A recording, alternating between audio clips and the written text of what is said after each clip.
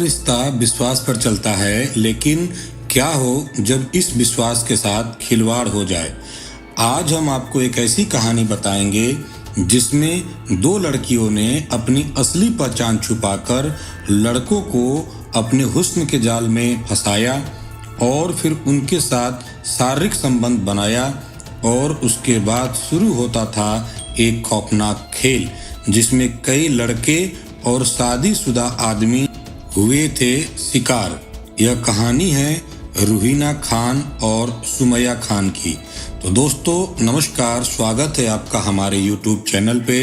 अगर आप इस चैनल पर नए हैं तो आपसे रिक्वेस्ट है कि वीडियो को लाइक करें, शेयर करें और चैनल को सब्सक्राइब करना ना भूलें। क्राइम की सच्ची घटनाएं 8 बजे इस चैनल पे मैं लाता रहता हूं। आपका धन्यवाद। तो शुरू करते हैं आज की कहानी।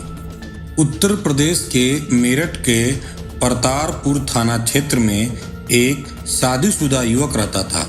अचानक से एक दिन उसके मोबाइल पे एक अनजान नंबर से कॉल आया। उधर से एक महिला की मीठी आवाज उसके कानों में गूंजती है। महिला की आवाज सुन करके जो व्यक्ति होता है वह पूछता है कि आपने मुझे कॉल क्यों किया और आपको मेरा मोबाइल नंबर कहां से मिला। इस बात पर महिला बोलती है, मुझे आपसे मिलना था, कुछ जरूरी काम है। आपका नंबर मेरी एक सहेली है सिमरन, उसने मुझे ये नंबर दिया है। युवक उस समय तो फोन को काट देता है, लेकिन कुछ समय बाद उसने खुद फोन किया। उसके बाद दोनों के बीच बातचीत शुरू हो गई। धीरे धीरे समय बीता तो उनकी दोस्ती हो गई। महिला ने अपना नाम शालू बताया। अब फोन पर दोनों घंटों बात करने लगे और वह लोग न्यूड कॉल, वीडियो कॉल पे वो लोग आपस में बात करने लगे। धीरे धीरे समय बीता तो जो युवक होता है वह उससे अकेले में मिलने की बात करता है। तो शालू तैयार हो जाती है। वह दिल्ली रोड रिठानी के पास ब्यू वैली होटल में एक कमरा बुक करता है। फिर शालू का इंतजार करता है। जब शालू आती है तो उसकी खूबसूरती को देख करके युवक पागल हो जाता है और उसे बाहों में भर लेता है। फिर दोनों के बीच होटल में ही शारीरिक संबंध बन जाता है। इसके बाद जब वो होटल से बाहर निकल रहे होते हैं तो शालू ने उन्हें बताया कि उसका भाई और उसकी जो भाभी है होटल के बाहर खड़े होकर के उनका इंतजार कर रहे हैं। ये बात सुन करके थोड़ा युवक को अटपटा लगा, लेकिन जब वो बाहर आया तो देखा कि एक स्विफ्ट कार खड़ी है और एक बाइक खड़ी है जिसमें कुछ लोग पहले से ही उनका इंतजार कर रहे थे। यह लोग युवक को जबरन गाड़ी में डालकर कहीं ले गए और उसकी खूब पिटाई की।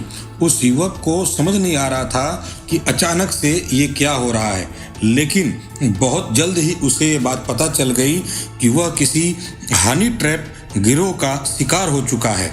बैठे हुए आरोपियों ने 10 लाख की मांग की और ना देने पर रेप केस में फंसाने की बात कही गई। अगर बात नहीं मानी तो जेल भेजने की धमकी भी दी गई। इधर जो युवक था वह 10 लाख नहीं दे पाया तो सुमैया खान जो होती है वह मेरठ के परतारपुर थाने में युवक के खिलाफ रेप की तहरीर देने पहुंच गई। कुछ समय बाद एक दूसरी महिला भी थाने में आती है और उसने अपना नाम सिमरन बताया। दोनों ने पुलिस को बताया कि इस युवक ने इनके साथ में जाति की है, लेकिन दोनों की बातों से बिल्कुल भी ऐसा नहीं लग रहा था कि उनके साथ कोई जाति हुई है। लिहाजा पुलिस को उनके ऊपर शक हो गया और जब पुलिस ने उसकी जांच करी, पड़ताल करी तो केस पूरा उल्टा हो गया। पुलिस ने उस युवक से बात करी और उससे जब कड़ाई से पूछताछ किया तो उसने अपनी आप बीती बताई कि वह कैसे इनके चक्कर में फंसा और वो लोग कैसे उनसे 10 लाख की मांग कर रहे हैं। उन लोगों ने मेरे साथ ऐसा ऐसा काम किया और मुझे फंसाया।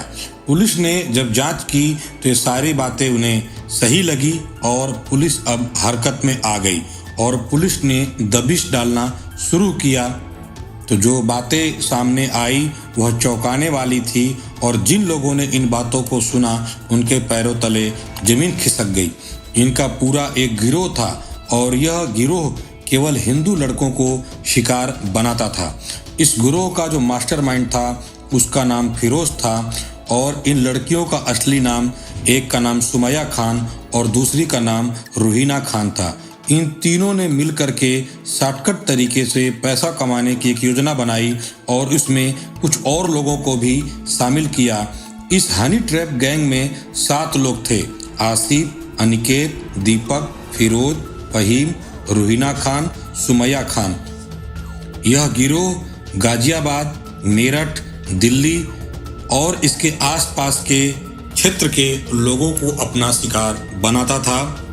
खैर, अपराध कैसा भी हो, अपराधी कितना भी चालाक हो, लेकिन पुलिस के हाथों नहीं बच सकता। सभी को पुलिस ने गिरफ्तार कर लिया है और उनके ऊपर सख्त से सख्त कार्रवाई जारी है। तो दोस्तों, ये थी आज की सच्ची कहानी। इससे सीख ले सकते हैं, सबसे पहले किसी भी अनजान नंबर के ऊपर विश्वास ना करें, नहीं तो आप भी किसी हनी ट्रैप जैसे हादसे की शिकार हो सकते हैं। सतर्क रहें, सुरक्षित रहें, अपना और अपनों का ध्यान रखें। कल फिर मिलेंगे एक सच्ची कहानी के साथ, सच्ची घटना के साथ 8 बजे। आपका धन्यवाद।